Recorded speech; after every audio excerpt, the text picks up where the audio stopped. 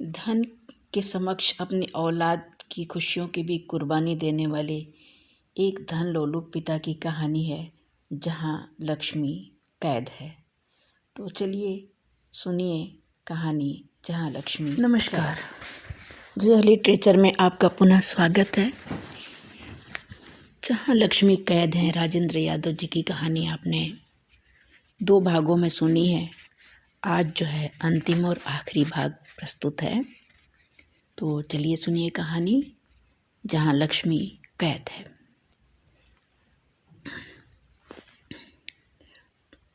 एकदम गोविंद के मन में आया लक्ष्मी, और वह ऊपर से नीचे तक सिहर उठा।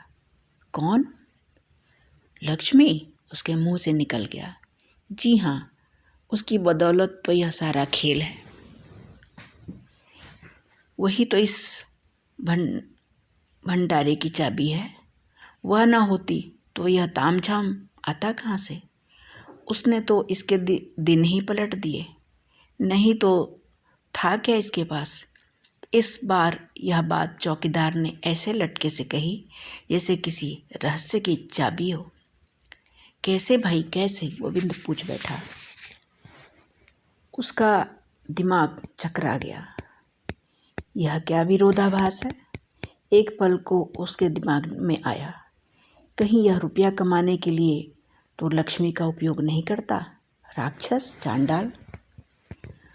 उसकी व्याकुलता पर चौकीदार फिर मुस्कुराया और बोला, बाप तो इसका ऐसा रईस था भी नहीं, फिर वह कच्ची गृहस्थी छोड़कर मर गया था। ज़्यादा से ज़्यादा 1000 रुपया दोनों भाइयों के पल्ले पड़ा होगा। शादियां दोनों की हो ही चुकी थी।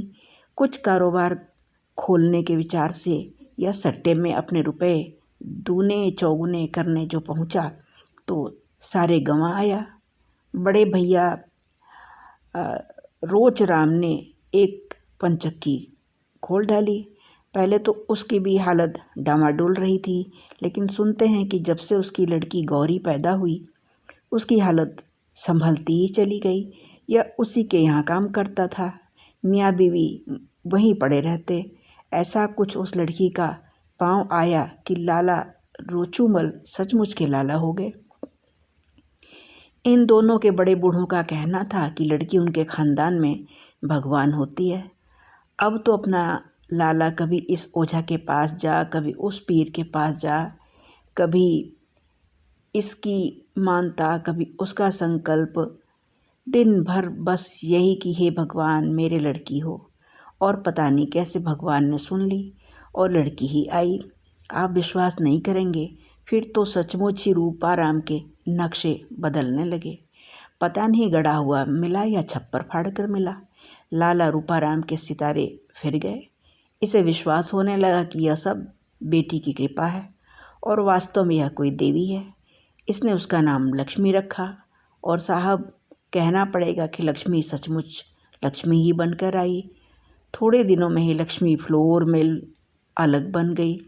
अब तो इसका यह हाल है कि यह मिट्टी भी छू दे तो सोना बन जाएगा और कंकड़ को उठा ले तो हीरा दिखे। फिर आ गई लड़ाई और इसके पंजे छक्के हो गए। इसे ठेके मिलने लगे। समझिए एक के बाद एक मकान खरीदे जाने लगे। सामान लाने ले जाने वाले ट्रक आए। इधर रोचूराम भी फल रहा था और दोनों भाई गर्व से कहते थे कि हमारे यहाँ लड़कियाँ लक्ष्मी बनकर ही आती हैं। लेकिन फिर एक ऐसा वाकया हो गया कि तस्वीर ही की शक्ल बदल गई। चौकीदार दिलावर सिंह जानता था कि यह उसकी कहानी का क्लाइमैक्स है, इसलिए श्रोताओं की उत्सुकता को झटका देने के लिए उसने उंगलियों में दबी व्यर्थ चलती बीड़ी को 2-3 कश लगाकर ख़त्म किया और बोला, गौरी शादी लायक हो गई थी। शायद किसी पड़ोसी लड़के को लेकर कुछ ऐसी वैसी बातें भी लाला रोचूराम ने सुनी। लोगों ने उंगलियां उठाना शुरू कर दिया तो उन्होंने गौरी की शादी कर दी। बस उसकी शादी होना था कि जैसे एकदम सारा खेल उजड़ गया। उसके जाते ही लाला एक बहुत बड़ा मुकदमा हार गया और भगवान की लीला देखिए। उन्हीं दिनों उसकी पंचक्की में आग लग गई। कुछ लोगों का कहना तो यह है कि घरेलू दुश्मन का काम था। जो भी हो, बड़े हाथी की तरह जो एक बारगी गिरे तो उठना दुश्वार हो गया। लोग रुपए दाब गए और उनका दिवाला निकल गया। दिवाला क्या जी, एक तरह से बिल्कुल मटिया मेट हो गए। सब कुछ चौपट हो गया और छल्ला छल्ला तक बिक गया। एक दिन लाला जी की लाश तालाब में फूली हुई मिली। अब तो हमारे लाला रूपाराम को सांप सूंघ गया। उनके कान खड़े हो गए और लक्ष्मी पर पहरा बैठा दिया गया। उसे स्कूल से उठा लिया गया और वह दिन सो आज का दिन। बेचारी नीचे नहीं उतरी। घर के भीतर न किसी को आने देता है न जाने देता है। मास्टर रखकर पढ़ाने की बात पहले उठी थी, लेकिन जब सुना कि मास्टर लोग लड़कियों को बहका कर भगा ले जाते हैं तो वह विचार एकदम छोड़ दिया गया। लक्ष्मी खूब रोई पीटी, लेकिन इस राक्षस ने उसे भेजा नहीं लड़की देखने दिखाने लायक। बात काटकर मिस्त्री बोला, अरे देखने दिखाने लायक क्या, हमने खुद देखा है। जिधर से निकल जाती है उधर बिजली सी कौंध जाती है। 100 में एक।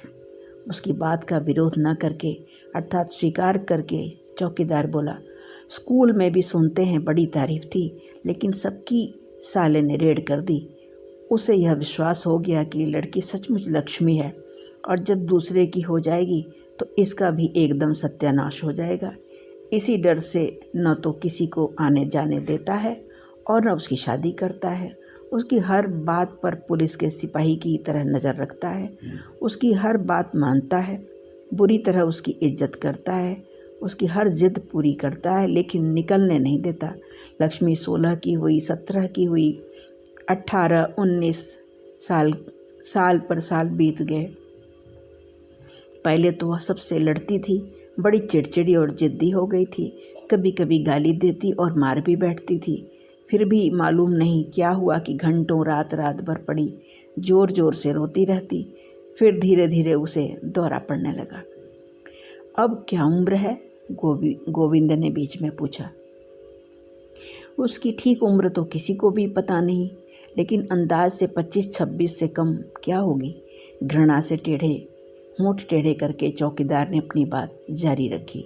दौरा ना पड़े तो बेचारी जवान लड़की क्या करे। उधर पिछले 5-6 साल से तो यह हाल है कि दौरे में घंटे 2 घंटे वह बिल्कुल पागल हो जाती है। उछलती कूदती है, बुरी बुरी गालियाँ देती है, बेमतलब रोती हंसती है, चीज़ें उठा उठा कर इधर उधर फेंकती है। जो चीज़ सामने होती है उसे तोड़ फोड़ देती है। जो हाथ में आता है उससे मारपीट शुरू कर देती है और सारे कपड़े उतार कर फेंक देती है। बिल्कुल नंगी हो जाती है और जांघें पीट पीट कर बाप से कहती है, ले तूने मुझे अपने लिए रखा है, मुझे खा, मुझे चबा, मुझे भोग। वह पिटता है, गालियाँ खाता है और सब कुछ करता है, लेकिन पहरे में जरा ढील नहीं होने देता। चुपचाप सिर पर हाथ रखकर बैठा बैठा सुनता रहता है। क्या जिंदगी है बेचारे की। बाप है सो उसे भोग नहीं सकता और छोड़ तो सकता ही नहीं। मेरी तो उम्र नहीं रही, वरना कभी मन होता है ले जाऊं भगा कर, होगा सो देखा जाएगा। और एक तीखी व्यथा से मुस्कुराता चौकीदार देर तक आग को देखता रहा। फिर धीरे से होंठ चबा कर बोला, इसकी बोटी बोटी गर्म लोहे से दागी जाए और फिर बांधकर गोली से उड़ा दिया जाए। गोविंद का भी दिल भारी हो आया था। उसने देखा बूढ़े चौकीदार की गीली आंखों में सामने की बरोसी की धुंधली आग की परछाई झलमला रही है। आधी रात को अपनी कोठरी में लेटे लक्ष्मी के बारे में सोचते हुए मोमबत्ती की रोशनी में उसकी सारी बातों का एक एक चित्र गोविंद की आंखों के आगे साकार हो आया। और फिर उसने अंधकार की प्राचीरों से घिरी गर्म गर्म आंसू बहाती मोमबत्ती की धुंधली रोशनी में रेखांकित पंक्तियाँ पढ़ी। मैं तुम्हें प्राणों से अधिक प्यार करती हूँ, मुझे यहाँ से भगा ले चलो, मैं फांसी लगाकर मर जाऊँगी। गोविंद के मन में अपने आप एक सवाल उठा, क्या मैं ही पहला आदमी हूँ जो इस पुकार को सुनकर ऐसा व्याकुल हो उठा हूँ, या औरों ने भी इस आवाज़ को सुना है और सुनकर अनसुना कर दिया है? और क्या सचमुच जवान लड़की की आवाज़ को सुनकर अनसुना किया जा सकता है। धन्यवाद। आज ये कहानी यहाँ पर संपन्न होती है। आशा है आपको मेरी आवाज़ में कहानी अच्छी लगी होगी। अगर अच्छी लगी है तो कृपया अपने मित्रों के साथ शेयर कीजिए, मेरे चैनल को सब्सक्राइब कीजिए और लाइक कीजिए। आपका बहुत बहुत धन्यवाद।